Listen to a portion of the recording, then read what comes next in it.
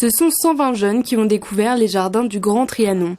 Entourés d'arbres, de fleurs et d'arbustes, ils visitent le domaine accompagnés de leur guide Yvan, jardinier au château de Versailles. On a parlé de la différence entre un jardin anglais et un jardin français. En fait, c'est l'une des spécificités du jardin que j'entretiens, c'est les jardins anglais de Marie-Antoinette. Donc, c'est les seules parties à l'anglaise de tout Versailles, c'est-à-dire que c'est des allées sinueuses, les arbres sont laissés en port libre. C'est un endroit où on doit reproduire la nature, on doit reproduire les plus belles choses de la nature. Contrairement au jardin français où tout est rectiligne, tout est droit, symétrique, cadré. Même si le métier de jardinier ne l'a pas séduite, Mina, collégienne, a admiré les fleurs et les statues et a même pu goûter des fruits cultivés dans le jardin.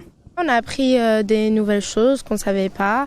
Par exemple, on a mangé un fruit tout à l'heure, un fruit de la forêt. En fait, on a cru qu'il est... Comme on dit que c'était un poison en fait, c'est pas du tout un poison, c'est un fruit qu'on mange et il a un goût comme l'abricot on va dire à l'intérieur. Durant les 3 ans du programme, les jeunes pourront découvrir des métiers parfois originaux comme un sellier maroquinier, un parquetteur, un marbrier ou encore un tapissier.